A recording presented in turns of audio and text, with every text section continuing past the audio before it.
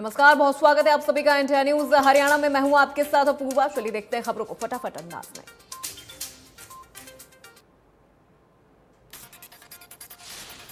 आय से अधिक संपत्ति मामले में हरियाणा के पूर्व CM OP Prakash Chautala case की सजा पर कोर्ट में बहस हुई, जिसमें कोर्ट ने ओपी चौटाला की सजा पर फैसला सुरक्षित रखा है। अब कल ओपी चौटाला की सजा पर होगा फैसला।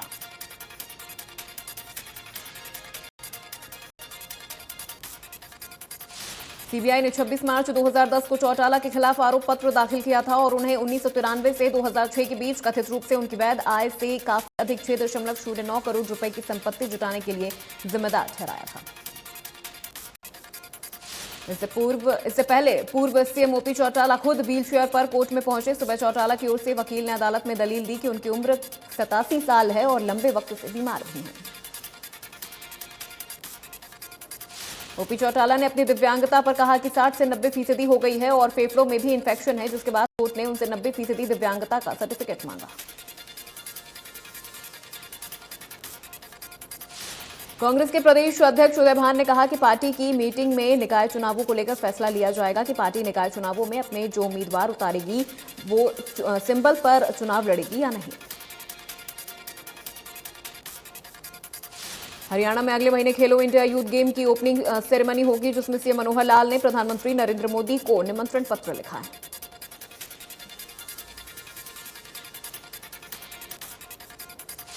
खेलो इंडिया को लेकर इंडिया न्यूज से बातचीत करते हुए हरियाणा के खेल शिक्षा मंत्री कंवरपाल गुर्जर ने कहा कि हरियाणा बहुत सौभाग्यशाली है जिसे ऐसा अवसर मिला है। उन्होंने कहा कि हरियाणा के खिलाड़ियों ने देश और दुनिया में प्रदेश का नाम रोशन किया है। इन खेलों से इसे और ताकत मिलेगी। उन्होंने कहा कि इंडिया न्यूज का वो आभार मानते हैं, इनके प्रोत्साहन से और प्रचार से और ज्यादा लोगों को इस मुहिम के बारे में पता चलेगा। हरियाणा के सीएम मनोहर लाल ने भ्रष्टाचार पर बड़ा प्रहार करते हुए फरीदाबाद के जीएम डीआईसी को सस्पेंड किया। उद्योगपतियों की शिकायत पर यह कार्रवाई की गई है। सस्पेंशन ऑर्डर टाइप होने तक सीएम मनोहर लाल उद्योगपतियों के साथ ही बैठे रहे। उद्योगपतियों की शिकायत पर मुख्यमंत्री मनोहर लाल ने जीएम डीआईसी इतवार सिंह को तुरंत प्रभाव से सस्पेंड करने के आदेश जारी कर दिए। इतवार सिंह पर फरीदाबाद इंडस्ट्री एसोसिएशन के चैरिटेबल ट्रस्ट की बैलेंस शीट को अपलोड करने को लेकर जानबूझकर लापरवाही बरतने के आरोप लगे थे। केंद्र सरकार के 8 साल पूरे होने पर हरियाणा के शिक्षा एवं पर्यावरण मंत्री कंवरपाल गुर्जर का कहना है कि 8 सालों में प्रधानमंत्री मोदी ने विश्व में भारत की छवि को बदला है। कंवरपाल गुर्जर ने कहा कि भारत का इस समय जो रूप दुनिया में नजर आ रहा है उससे हर भारतीय को गर्व है। देश ने हर क्षेत्र में तरक्की की है।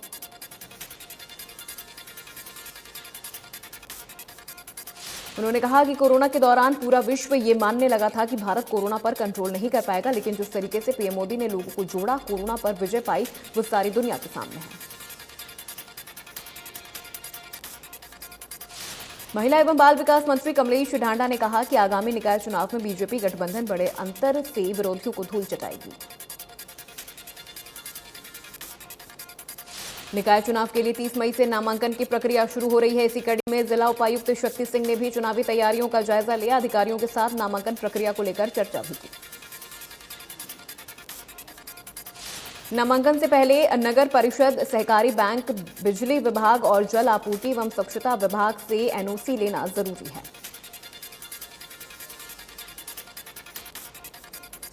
नगर परिषद ने भी एनओसी देने के लिए एक नया शपथ पत्र लगा दिया है। शपथ पत्र के साथ जिस घर में उम्मीदवार रहता है उसका उसी घर के सामने फोटो भी होना चाहिए। गुरुग्राम के सेक्टर 10 में कारगिल में शहीद हुए जवान के नाम से बने रोड का राज्यपाल बंडारू दत्तात्रेय ने उद्घाटन किया। इस दौरान केंद्रीय पर्यावरण मंत्री भूपेंद्र यादव भी मौजूद रहे। गुरुग्राम के सेक्टर 10 से बसई तक बने रोड का नाम शहीद सुखबीर यादव के नाम पर रखा गया, जो भारत पाकिस्तान युद्ध में कारगिल में शहीद हुए थे।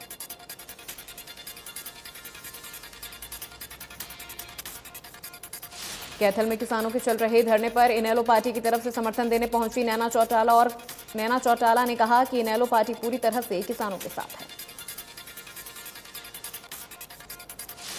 वहीं पत्रकारों से बात करते हुए इनेलो नेत्री सुनैना चौटाला ने कहा कि जहां जहां हरियाणा में लोग परेशान हैं, उनकी सहायता के लिए इंडियन नेशनल लोकदल आपको वहां पर नजर आएगी। घरौंडा के कैमला गांव का जवान श्रीनगर बॉर्डर पर शहीद हो गया। जवान की दिल की धड़कनें थमने की वजह से मौत हुई, जिसका अंतिम संस्कार आज किया जाएगा।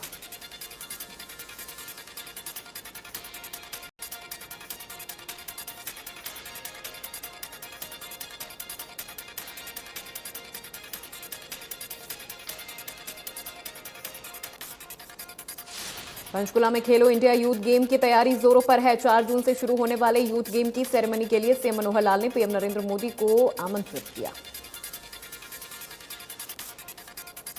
करनाल के बस्ताड़ा टोल प्लाजा पर खेलो इंडिया मशाल का स्वागत हुआ। इस बीच बड़ी संख्या में युवा खिलाड़ी मशाल रिसीव करने पहुंचे।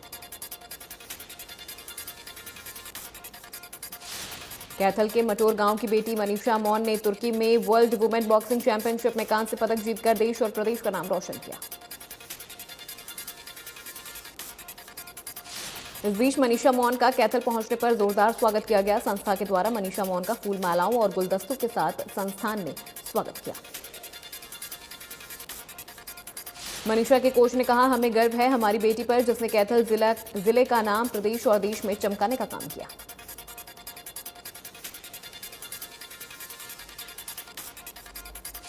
अंबाला के सरकारी स्कूलों में टीचर्स न होने के कारण बच्चों की शिक्षा काफी प्रभावित हो रही है। अध्यापक न होने की वजह से बच्चों की पढ़ाई में कई परेशानियां आ रही हैं।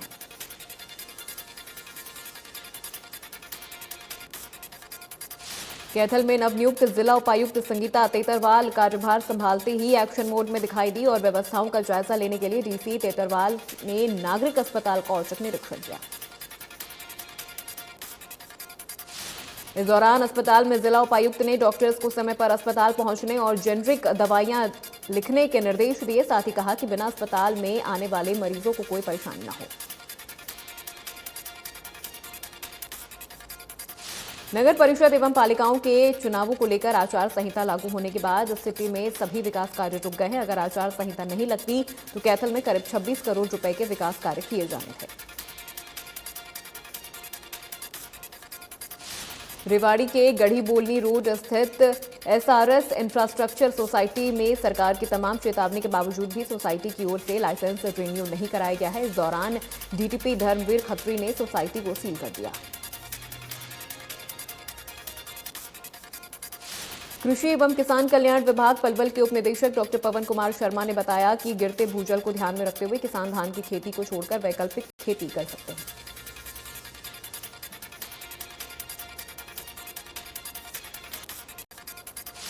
कुरुक्षेत्र के युवक की तुर्की में मौत हो गई, जिससे नाराज परिजनों ने कुरुक्षेत्र विश्वविद्यालय के तीसरे गेट पर जाम लगा दिया।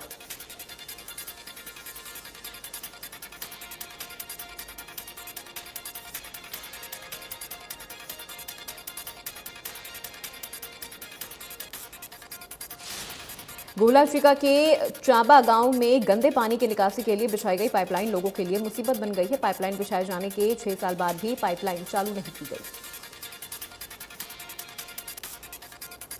ग्रामीणों का कहना है कि पाइपलाइन बिछाने से बने बड़े बड़े गड्ढे हादसों को न्योता दे रहे हैं। ग्रामीणों ने कई बार अधिकारियों और विधायक से शिकायत भी की, लेकिन कोई कार्रवाई नहीं की। सोनीपत में एडीसी ऑफिस पर निजामपुर गांव के लोगों ने प्रदर्शन किया और डिपो का राशन वितरण नहीं होने का आरोप लगाया है। ग्रामीणों का कहना है कि गरीबों को बीपीएल कार्ड का लाभ नहीं मिल पा रहा। ओबीसी की जाति आधारित जनगणना करवाने को लेकर राष्ट्रीय पिछड़ा वर्ग मोर्चा के बैनर तले विभिन्न संगठनों ने मिलकर शहर में प्रदर्शन किया और राष्ट्रपति के नाम ज्ञापन सौंपा।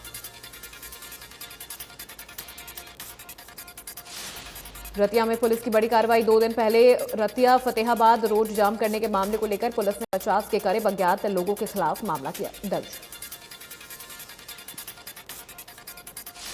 कैथल के 3 मंदिरों में डकैती करने वाले बदमाशों का करीब 2 महीने बीत जाने के बाद भी कोई सुराग नहीं लगा। पुलिस लगातार आरोपियों की तलाश में जुटी है। बदमाशों ने पंजाब के कई डेरों में वारदातें की। उसके बाद पंजाब में हुई डकैतियों की ही तर्ज पर कैथल के डेरों में भी डकैती डाली गई। पुलिस ने रिहायशी क्षेत्र से दूर बने डेरों की गश्त बढ़ा दी है और बदमाशों को काबू करने के लिए पंजाब पुलिस के साथ भी तालमेल बढ़ाया है। कैथल के सीआईडी विभाग और जिला पुलिस ने डॉग स्क्वाड की मदद से संयुक्त अभियान चलाया गया, जिसमें कैथल के बस स्टैंड, कोर्ट परिसर, अस्पताल व अन्य कई सार्वजनिक जगह पर जांच की गई।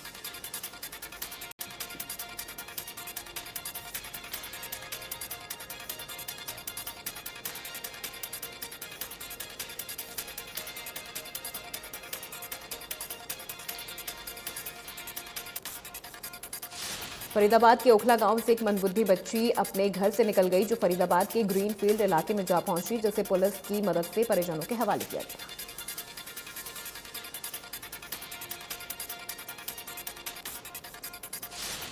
बुधवार को हिसार के स्याहड़वा गांव में मिट्टी गिरने से कुएं में दबे किसान जयपाल का शव निकाल लिया गया है। 80 घंटे की खुदाई के बाद किसान जयपाल के शव को निकाला जा सका। जयपाल के शव को हिसार के सामान्य अस्पताल में पोस्टमार्टम के लिए भिजवाया गया है। किसान जयपाल का शव निकालने के लिए 3 दिन से सर्च ऑपरेशन जारी रहा। पिछले 2 दिन में आए तूफान से बिजली निगम को व्यापक नुकसान हुआ है। जिले की कैथल, पुंडरी और गुहला डिवीजन में तूफान से 622 पोल गिर गए और 13 ट्रांसफार्मर भी डैमेज हो गए। निगम के अनुसार इससे करीब 25 लाख रुपए का नुकसान हुआ है। तूफान से हुए नुकसान की मरम्मत करने में अभी समय लगेगा।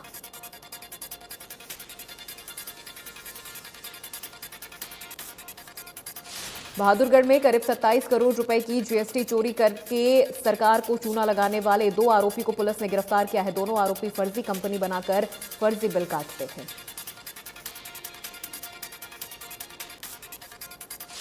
नांगल चौधरी में सीआईए टीम को बड़ी सफलता हाथ लगी है। टीम ने 6 किलो गांजे के साथ 3 लोगों को पकड़ा।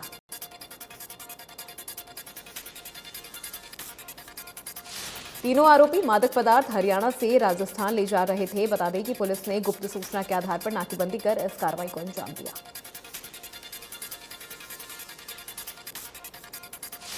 फरीदाबाद में जमीन की रजिस्ट्री में धोखाधड़ी करने वाले 4 आरोपियों को पुलिस ने गिरफ्तार कर लिया है। चारों को कोर्ट में पेश कर रिमांड पर लिया गया। पलवल के गोपालगढ़ गांव में चचेरे भाई ने अपने ताऊ और उसके पुत्र कल्लू को गोली मार दी, जहां कल्लू की मौके पर मौत हो गई, जबकि उसके पिता अस्पताल में भर्ती हैं।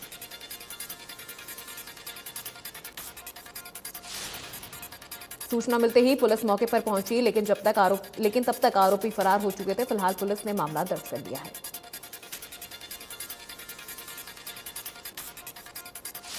कलायत में लगातार बढ़ रहे अपराध की घटनाओं पर अंकुश लगाने में कैथल की सीआईए 1 पुलिस ने 2 मई को कलायत में सरेआम एक दुकानदार पर ताबड़तोड़ फायरिंग करने वाले 3 आरोपियों में से एक आरोपी को गिरफ्तार किया। डीएसपी ने बताया कि आरोपी को कोर्ट में पेश कर उसका रिमांड लिया जाएगा और रिमांड के दौरान आरोपी से गहनता से पूछताछ की जाएगी और पूछताछ में जो भी तथ्य सामने आएंगे उसके अनुसार आगामी कार्रवाई होगी।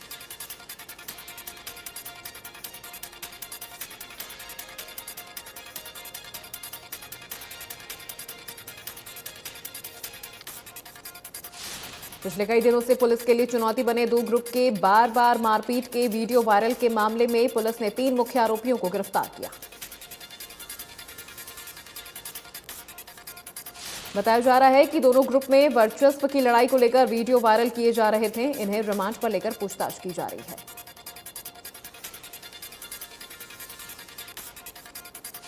सिरसा के भूमर शाह चौक पर एक ट्रेलर और स्कूटी की टक्कर होने पर स्कूटी सवार महिला घायल हो गई। घायल महिला को इलाज के लिए सिरसा के नागरिक हॉस्पिटल में भर्ती करवाया गया।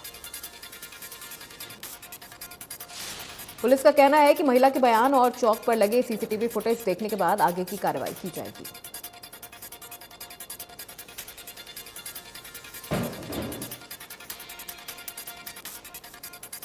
पंचकुला पुलिस ने चलाया नशा तस्करी और ड्रग पेडलर के खिलाफ बड़ा अभियान। स्कूल और कॉलेजों में जाकर पंचकुला पुलिस बच्चों को अवेयर करेगी ताकि युवाओं को नशे से बचाया जा सके। होटल में एक महिला को नौकरी लगाने के बहाने बुलाकर महिला को सुनसान जगह पर ले जाकर उसके साथ दुष्कर्म की कोशिश की गई है। महिला के शोर मचाने पर आरोपी महिला को छोड़कर फरार हो गया।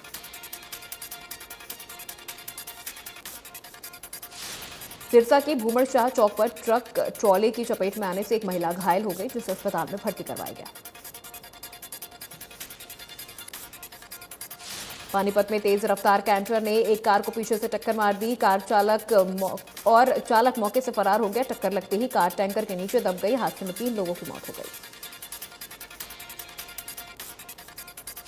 प्रधानमंत्री नरेंद्र मोदी आज हैदराबाद और चेन्नई का दौरा करेंगे। इस दौरान पीएम मोदी चेन्नई में 31,400 करोड़ रुपए से ज्यादा की 11 परियोजनाओं की आधारशिला रखेंगे। पीएम मोदी 11 परियोजनाओं को राष्ट्र के नाम समर्पित करेंगे। इसके लिए चेन्नई के जेएलएन इंडोर स्टेडियम में विशेष कार्यक्रम होगा। संगठनात्मक मामलों का जायजा लेने के लिए 2 दिन के दौरे पर बंगाल जाएंगे जेपी नड्डा। वहीं बीजेपी विधायकों सांसदों को एकजुट रखने की कोशिश की जाएगी। जम्मू कश्मीर में सुरक्षा बलों को बड़ी कामयाबी हासिल हुई है। कुपवाड़ा में घुसपैठ की कोशिश कर रहे 3 आतंकियों को सुरक्षा बलों ने मार गिराया।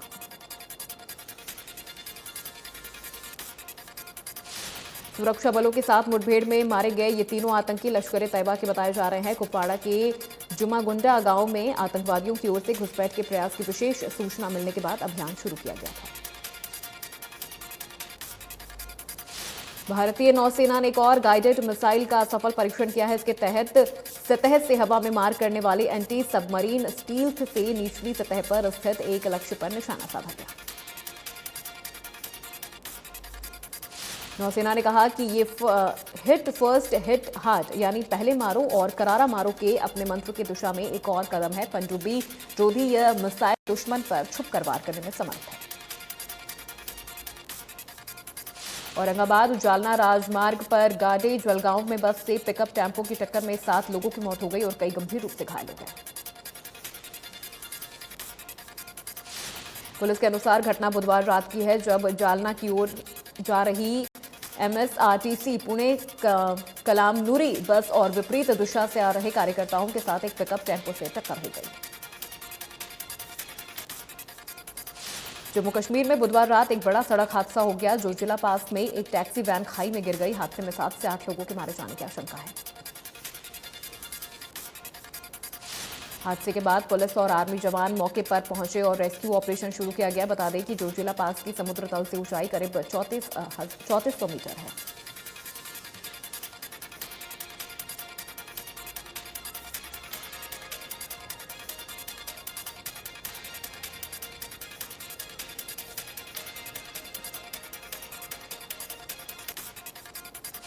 भारत में पिछले 24 घंटों में कोरोना वायरस के 2628 नए मामले सामने आए। 14 मरीजों की मौत हो गई।